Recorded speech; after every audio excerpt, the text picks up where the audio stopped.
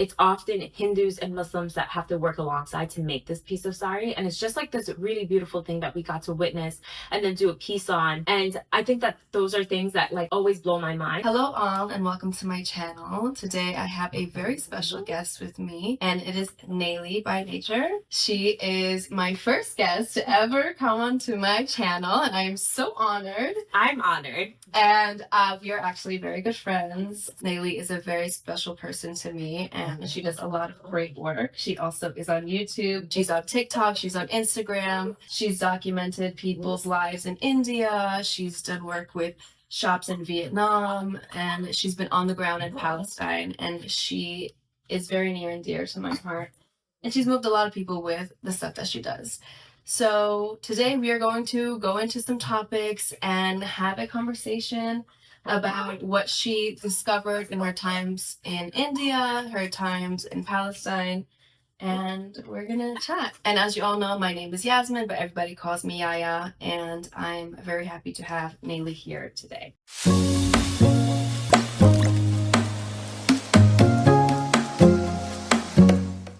So Naley, on YouTube, you have a multitude of things that you've covered, and you've been on YouTube for quite a while. And one of the really cool things that you've done is you've actually traveled to India. So can you please tell us about what your experience was when you went there? What are some things that, you know, people don't know unless they would have traveled to India, and some of the things that you've covered? So first, thank you for having me, and I'm honored to be your first guest. I spent half the year in India in 2023, and we really went there because we felt like there was a lot happening in India right now, and we thought that not a lot of people knew about all the different things that were happening in India, from like Kashmir to Dalits to what was happening to Punjabi Sikhs, the rise in Hindu nationalism, and how that's affecting not just India, but its bordering countries, Pakistan, China, and Bangladesh. So my time there was, amazing. I really enjoyed my time in India. It's a really intense country. I think that a lot of the questions I often get when I went to India or about my trip to India is like, is it safe? I think that there is a lot of fear, especially when it comes to women's safety in India, which, yes, it definitely is a problem. Actually, when we went to Delhi, which is India's capital, we did one of our videos, like, what are people wearing, where we do street interviews, and we asked women like how safe they feel in Delhi, because 10 years ago, I believe in 2012, there was a huge incident in Delhi where this woman was on the bus and she was like gang raped in Delhi. And this was like this national case that happened. And they not only gang raped her, but they like brutally beat her until she died. It was just horrific. And she was with a male companion, and this was at nighttime, where even the bus driver joined in. It was just like, it was just like a very horrific case. And so 10 years later, it was interesting to be in Delhi and to ask women how safe they feel. And I think that for women, it was like, it's much better than it was 10 years ago, but they still are very aware of their surroundings, and they wouldn't probably do stuff like that at nighttime, where they would travel by themselves on a bus or train by themselves, or even with a male companion. They would probably take a car and stuff. And then there's also classism, because like if you watch the video, you'll listen to women who have accessibility to a taxi, whereas like women who don't have that accessibility are subjected to having to take the train and bus at nighttime, where they can experience sexual assault. But for me personally, I didn't feel like I experienced any of that. And I was with my cousin, so I don't feel like we had any of those experiences. But my friends who did go to India maybe like 10 years ago did experience like not sexual assault, but like just that type of behavior. But I think that what people should realize is that there is a lot of education still happening, where I don't think people really understand how much British colonization really affected, like, not just India, but this entire subcontinent, right? You took the richest subcontinents in the world and then like reduced them into like the most impoverished in the world. And then you're not just impoverished in the mindset of like financial means, you're also impoverished in terms of like awareness, right? Education, not really understanding what's appropriate and what's inappropriate. And when we're thinking about places like India or even Pakistan, Bangladesh, there are villages that are so incredibly poor, and they're poor in education and in awareness. And so they're not even, I don't even know how to explain it. It's not even that they're intentionally trying to be bad sometimes. It's just that they're, and this has nothing to do with sexually, right? Mm-hmm. Sexual assaults. But this is just like even in colorisms and in all these things that in the West, it seems like so matter of fact. But like in these places, you're not going to see that. But I think it is, slowly changing. We went to places like Goa, which is more of like a beachy town, was a state. And there we asked people about like colorism. And that's also like this huge thing in India, which also has a lot to do with colonization, where you have like some of the biggest Bollywood stars that used to sell like skin lightening cream. And then what was interesting was that like in 2020, when the US had their Black Lives Matter movement, this deeply affected a country like India, where they also started to call out their Bollywood celebrities because, like, for example, Priyanka Chopra, during the 2020 Black Lives Matter movement, she spoke out, and then all these Indian people were like, bitch, you sell like all the skin lightening creams, like who are you to say like all of this? And it was just like this moment of like, how amazing is it that like a movement that happens here can also affect change in another country? And so since then, I mean, they still sell, Fair and Lovely, but they call it something different. And there is more of a motivation to change colorism and things of that matter. But we also covered things from like Punjabi Sikhs who are trying to have their own state. There's also a lot of racial discrimination against Dalits. Those are formerly known as untouchables in India's caste system. Tribal communities that are very impoverished. So we did a piece on that. We also got to experience a lot of Hindu culture too. We stayed in ashrams and really learned about Hinduism, and I think that I found it really fascinating. And I truly understand Hinduism, and I have a lot of respect for it, which sometimes makes me really sad to see like how there is so much I guess disrespect and infighting between Hindus and Muslims, and almost this like feeling of like your religion is stupid. I think there's a lot of truth to it and almost similarities if you are able to look at religion from like a poetic point of view. And then obviously we covered Kashmir, where just recently there was like this attack that happened in Pahalgam in Kashmir, where 26 Indian people were murdered. And before people even knew who committed the act, there was like these Indian Hindutva vigilantes, I guess, that went out and like were going after anyone Kashmiri and like beating them up, and anyone who was Muslim, and it just spiraled before people even knew the facts. And I have obviously Kashmiri friends who were living in Delhi and very afraid and having to stay in their house. And so there's a lot happening in India. And that event has led to India cutting off Pakistan's water supply. So which in Pakistan is now calling this an act of war. So it's just like, you realize it's not just like one country that experiences this. Like India is huge. It's one of the biggest economic, growing economy in the region and in the world, actually. So with countries like India, it definitely affects countries like Pakistan and Bangladesh. Bangladesh just recently had their uprising last year. This also changed relations with India and Bangladesh. I don't know if you know this, but just recently, Bangladesh has decided to give control to their water to China, which was made India very unhappy. But it's mostly because like India has been taking advantage of countries like Bangladesh. So I mean, we've learned quite a lot, and it's still a lot that's happening right now. And I think that the thing about countries like India, Bangladesh, Pakistan, or many countries in the global south is that they don't get the attention that they deserve. And I often sometimes see people compare that to like Palestine right now and be like, oh, why does Palestine get all this attention? And I wish people would understand that it's not necessarily that people care so much about Palestinians, it's that they care a lot about Jewish people. And so, and if they really cared about Palestinians, we wouldn't see them be genocide for 2 years straight. And in that sense, Palestinians are just like every other people of color in the global south. So those are just some things that we touch on.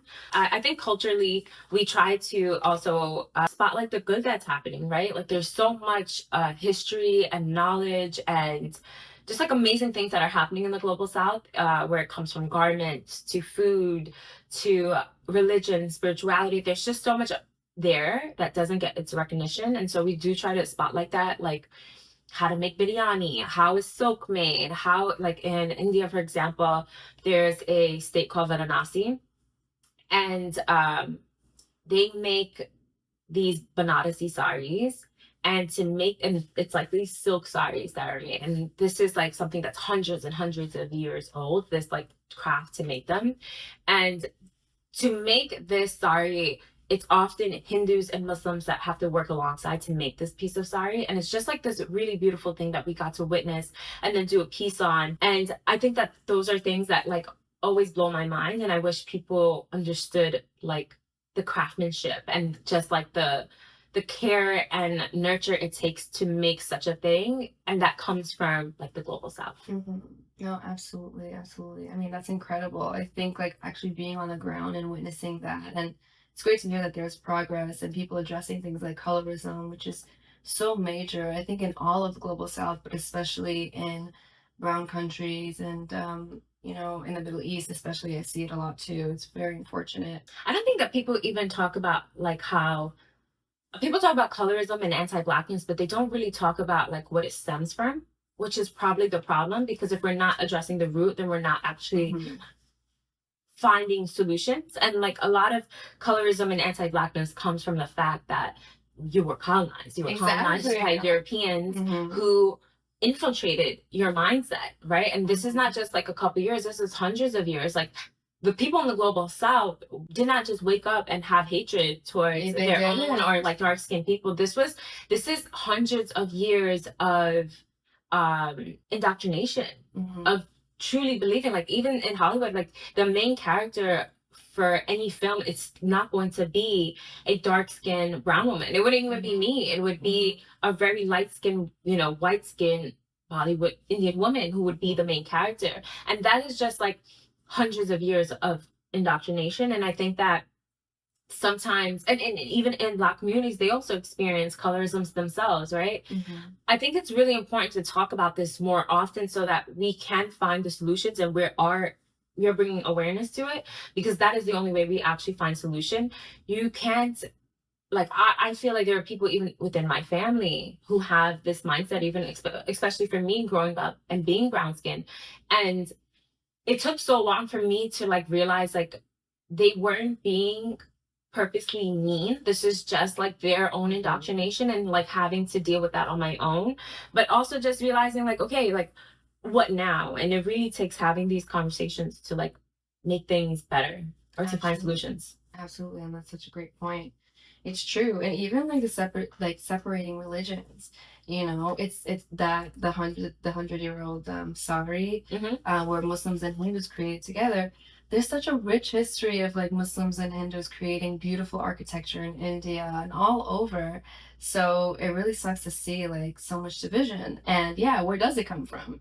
You know, it's this whole divide and conquer thing, which has been implemented all throughout the Middle East, also throughout the global south. In Africa, you know, there were arbitrary lines between different villages, and then you have, you know, genocides happening years later between opposing, you know, tribes. And it's just people really do underestimate like the influence that colonization and the systems that have been implemented into not just like local, you know, thought, also like formal education, you know, like in their education they're taught certain things. And even when we talk about spirituality and like Hinduism and Islam, like to me, I feel like I can see the similarities in ways that people can't. Like, for example, in Islam, they have like 100 names for Allah, right? And all the names mean different things. And it's the same way in Hinduism, where like they believe that there is one creator, but there's like different, he takes on different bodies and embodiments. And it's really saying the same things. And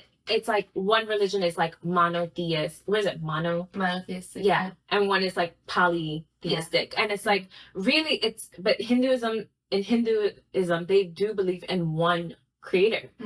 It's just that there's different embodiments, and I truly understand that. And I think that even like my journey, I feel like I've been able to experience so many different types of religions and like people's faith. And for me, I feel like I can see all the ways that they are similar, and in the ways of like just be your best self and have faith, and it teaches a lot of self-discipline. Like I feel like Islam is like very much about brotherhood and like self-discipline. Hinduism is like very much to me about like tolerance. Christianity is very like, love and compassion. Sikhism is all about, its essence is charity. But all of these things are also in every religion as well. And I think that if you take the moment to at least see things in an artistic way, which would be to see things not as literally, but as in a poetically, you can see that it's all saying the same thing. And I think that, I don't know, maybe when you are an artist, you are able to see things that like all of these scriptures are very poetic. It's poetry. So I think that in those ways, it really opened up my mind in a way to understand spirituality in a way that has brought me closer to connection to God.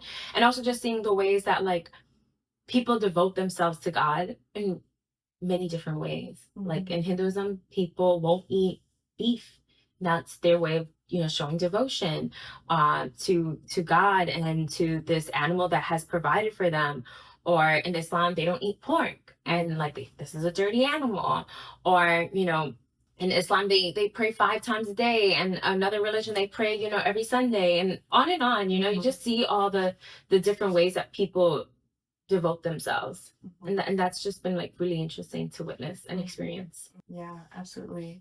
I want to go back to that gem that you dropped about there being 100 names of Allah, and then also like 100 deities or gods in Hinduism. That's lost on some people. That's really lost. The similarities across the board. I mean, we have more in common than we do differences. Yeah. And I think someone once told me this, and it really stuck with me, that anyone who's trying to divide usually has an agenda, right? Yeah. So, whether it's colonialism, imperialism, just an easier way to conquer is when people are separate.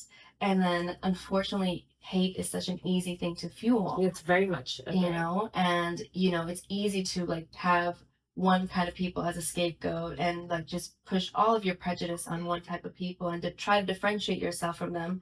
Meanwhile, you have so much in common. And we see that across the board. So yeah, that's a great point.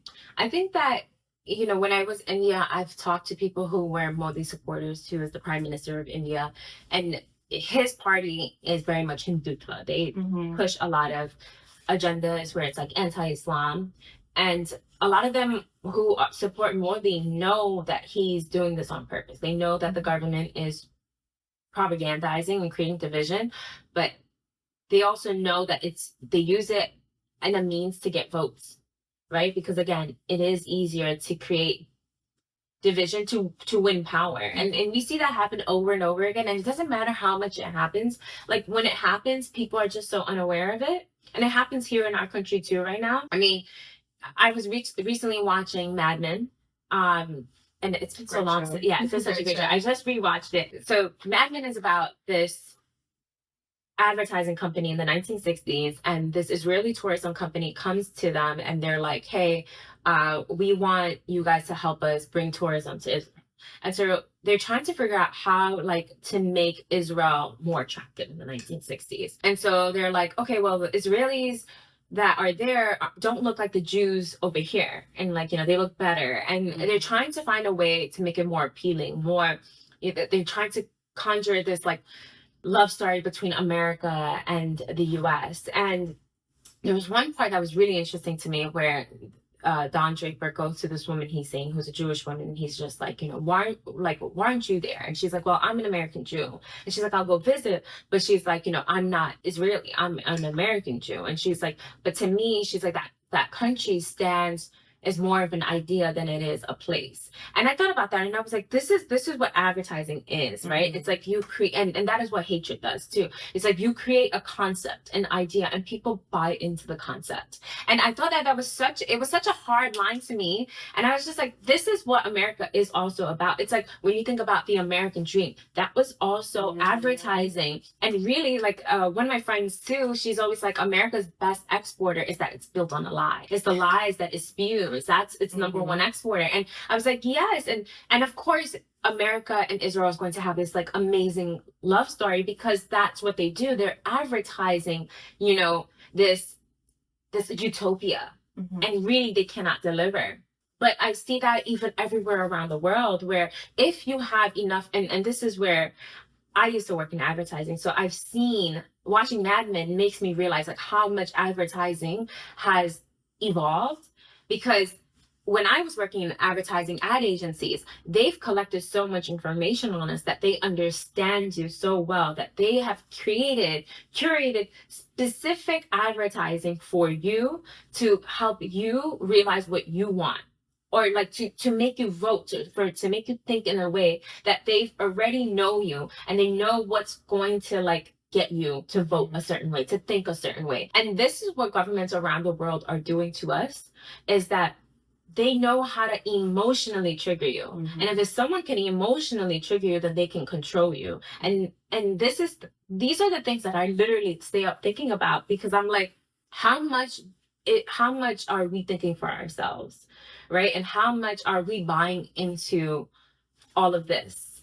And you know, how much of it is authentic? Are we living authentically? Are we like being our truest self, or is everything like an advertising that we're just like buying into? Absolutely. And it's wild to see the influence that, you know, whether it be political powers or even just, you know, companies, right? The influence that they have on everyone. And the story that they try to tell, advertising is huge in trying to get people to sway to a certain way, whether it's to buy something or believe something. And you're right, it's like they trigger the emotions. They want people to live in fear, you know, and that also kind of like drives division. And it's a tried and true way that's been implemented for hundreds of years. And it's wild that we still see it today. Like, it's actually wild. Like, have we not progressed? Has, you know, mankind, you know, not gotten smarter? But I do think that because more people have access to social media, I mean, I'm inherently like super optimistic, but I do believe that because more regular voices, more everyday people have like a mic, for better or for worse, we are able to hear different narratives. And it makes me really optimistic about the future and how we communicate. I still think we're in a pretty dark time, and I think that things still are a little bit crazy. But it's nice to hear like voices like yours, and you know, just anyone, again, for better or for worse. Sometimes it gets out of hand when people on TikTok just can just say whatever and it goes viral. But you know, actual real people's voices and perspectives get heard. And what I've noticed is like social media there is a community of people who want to help one another, who want to introduce new ideas, who want to like, you know, make this world better, whether it's by giving tips from their expertise or, you know, sharing their beliefs or, you know, showing that actually we're not all that different. And yeah, I mean, I'm hopeful, and you know, it's nice to be part of that community, you know. Yeah, nice I think to do that. I think that even like when I see people on TikTok who have an opinion or make a video that I don't necessarily agree with, I think it is important that it's still out there, because people need to see the truth, and you cannot see the truth if you're not allowing a group of people to speak, even if it's hateful, even if it's wrong, whatever it is. People need to see all sides of the spectrum. And I think that what happens is like, I feel like the way that MAGA was able to like rise in this like white nationalism all around the world is because like we made those people feel like they don't have a space to speak. And so all they did was it festered, and then it created a movement of people who felt like, okay, now we're going to we're going to push even further. And it's just like, when I see pro-Israeli content, which I'm sure you've seen more of now lately, because like they're putting in money for it and paying content creators. I've seen like now Americans going to Israel, these like small content creators, and they're trying to clearly rebrand Israel even during a genocide. I think that is really interesting to me, because I'm like, no, I'm not going to sit here and like, oh, you suck, or like write these things to them, or like report their videos like they do to ours.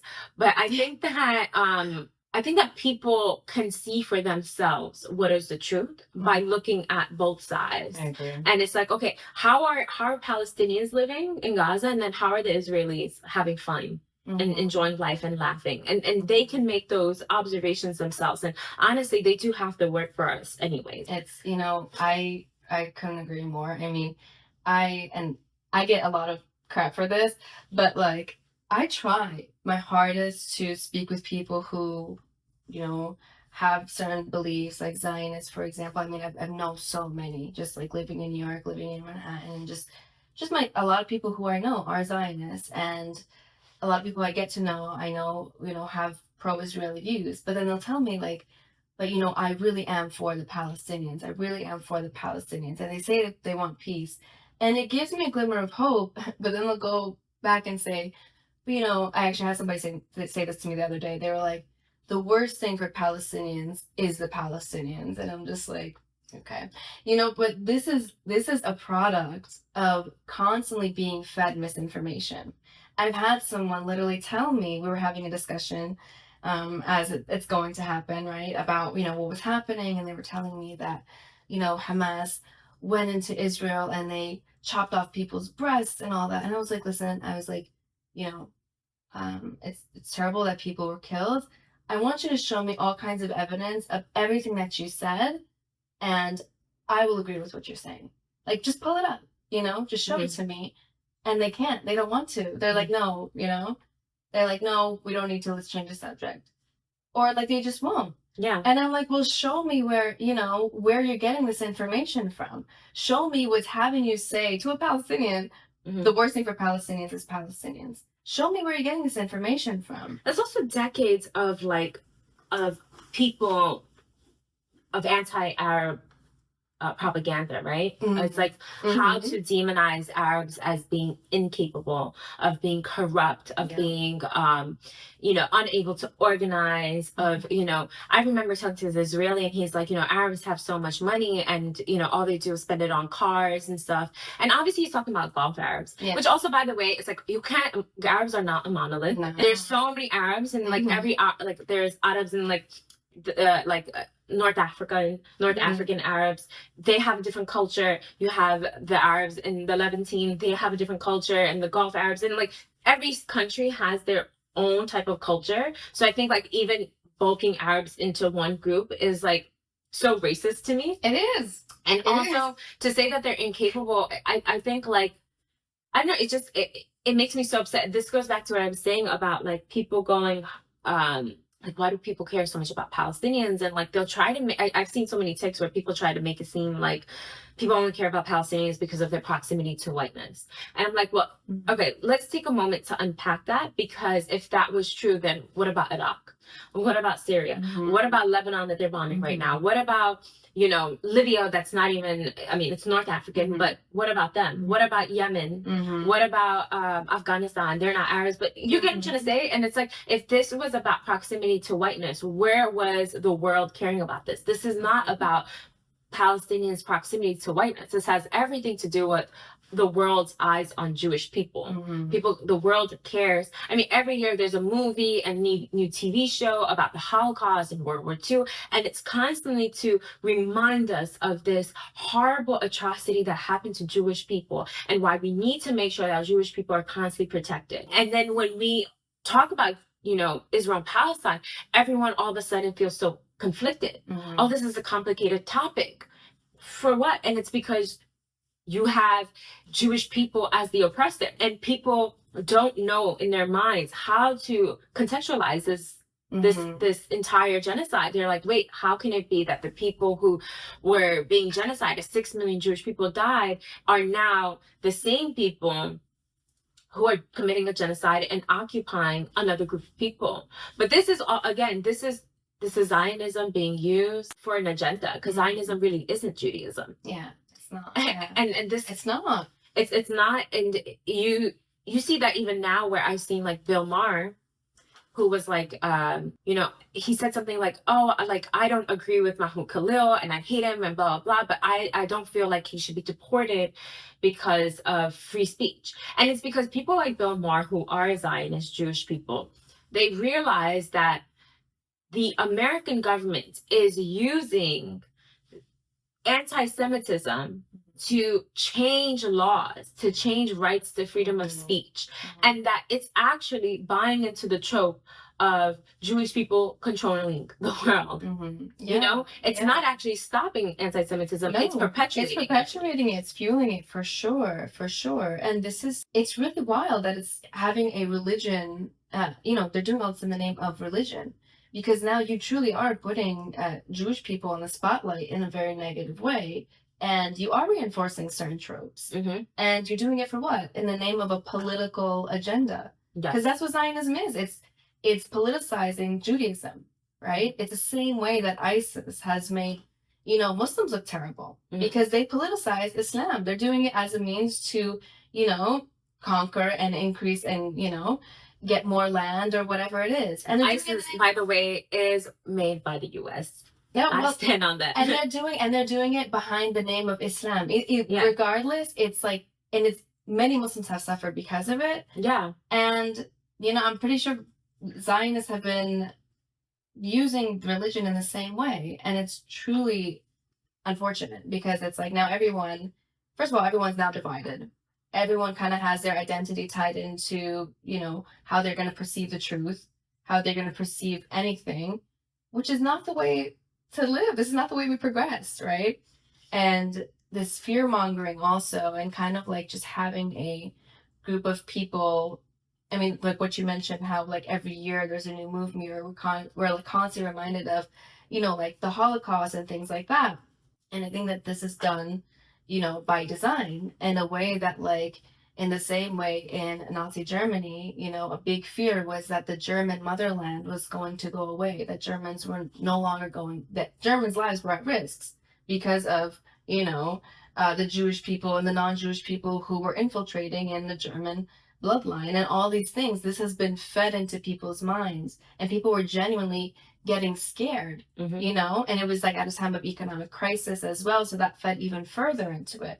In MAGA, you have a group of all these people who, in America feel, like you said, kind of like unheard. They don't have a space to speak. They hate this like woke movement where they feel kind of excluded, though, they are running quite a lot, and their fear is that, like, okay, make America great again, as if there's something that's being taken away from them. Yeah. So that's being used to justify any and everything to make America great again. And it's being done behind the misconception that America is, or Americans are losing their rights. Americans are losing kind of their freedom in that context, And now we're seeing Americans are actually losing their rights and their freedom, but not because, you have undocumented people coming into the United States, but because now you have people saying this is okay to speak about and this is not. You have people losing their jobs, losing their segments on air for speaking about things about a different country. We have all of our money going to a different country, and it's really a shame to see. And I wish that there was a way, and I do think that with access to social media, more and more people are able to kind of speak about this in a more free and open way, and in a way that everyday people can kind of understand more and more. Yeah, I think when it comes to Israel and Palestine, it's not just like here in America that people are afraid of speaking on it. It's like everywhere in the world. And I think that this is the bubble that has been waiting to get burst, and it's almost like Gaza's like that point for everyone, where for 2 years we're all watching this happen. And I don't know, it just blows my mind that we're in this situation and like we're still talking about it, and it's still happening, and it's getting worse, and it's just like where does this end? And it's only escalating more. We're now like you can tell that the US is like really moving to try to go to war with Iran. And it's like, are Americans even aware of what's happening? Like, do you see like the idea is to like get rid of Hamas and Hezbollah and then like move into war with Iran, which is a country that has nuclear weapons. And so it's like, this is Israel's dream. This is what Netanyahu has always wanted. Netanyahu is the reason that we went to war with Iraq. Like, for what? And it's like to cause more and more destabilization. So it's like a land grab. And at the expense of who? Americans. This will be draining. These two wars with Afghanistan and Iraq is one of the main reasons why America is trillions and trillions of dollars in debt to China, who we're now having this tariff war with. And it's like everything is literally escalating, and I feel like there's not enough information to convince people. It just feels like this is something that needs to be experienced. Like this is. Oh, that's a tough pill to swallow. Seriously though, like that's kind of what it is, you know. And it just made me feel like, the last 5 years I spent so much time trying to convince people. I try to like motivate people to see what's happening in the world, to understand that like war and occupation is completely connected to like climate change and how that's connected to American consumerism and fast fashion. And it's like, not only am I competing, against trillions of dollars worth of corporations, right?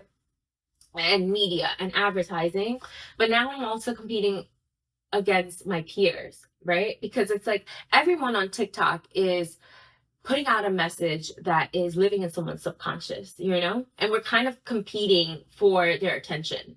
And I was just thinking about this, and I was like, not only is it so difficult to fund the work that we do, but it's also difficult.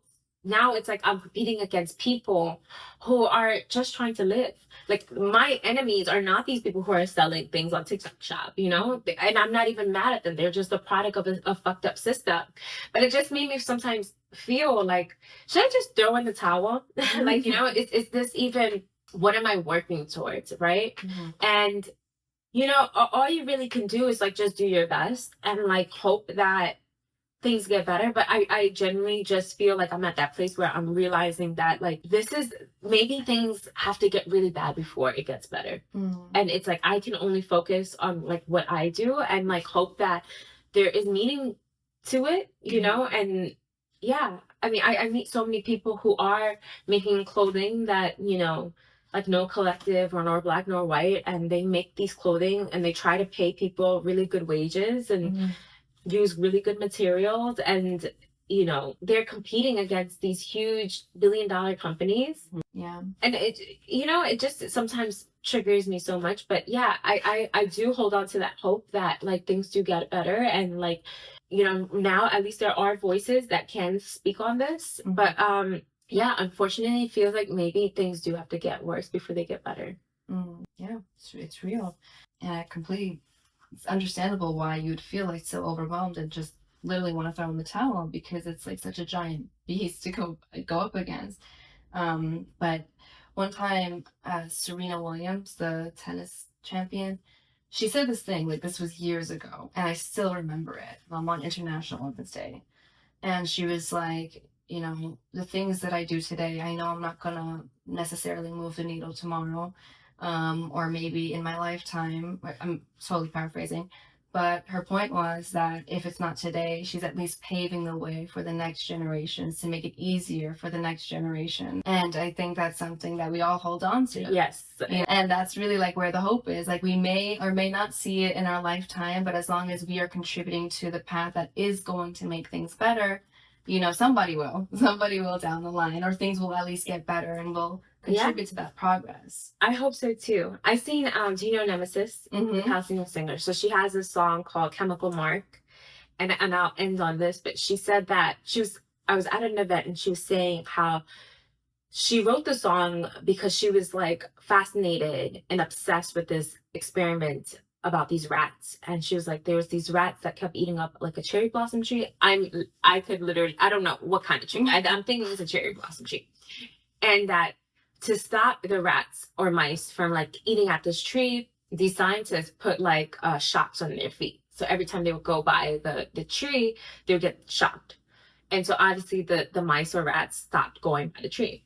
And so, and it was so much that even if they smelled the tree, they would go away from it, right? So then they took those rats or mice and then they made them mate with these other mice and female mice. And they had these babies. And then they saw that those babies wouldn't want to go by that tree either. And so they did 8 generations of these mice. And it took 8 generations until one mice finally went towards the tree. And so they could basically concluded this experiment, and they saw that the mice after the 8th generation that didn't go towards the tree, they opened them up. Scientists are crazy. They opened them up and they found that there was a mark on their heart.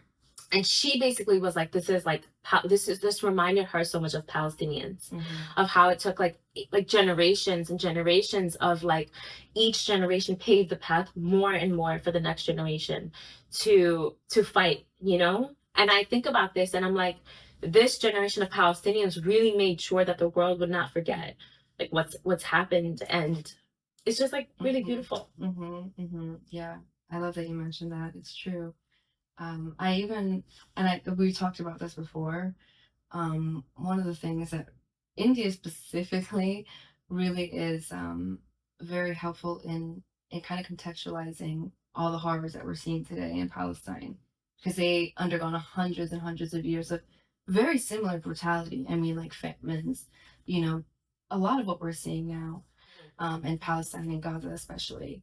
And it just reminds me that, like, you know, regardless whether it's hundreds and hundreds of years, eventually it will stop, you know? And there is opportunity to rebuild. And, you know, we will never go away. You know, the Indians haven't gone away. Like, we will just keep on until it stops. And unfortunately, it is a thing where generations after generations will still be affected, but there will be one generation that will not be.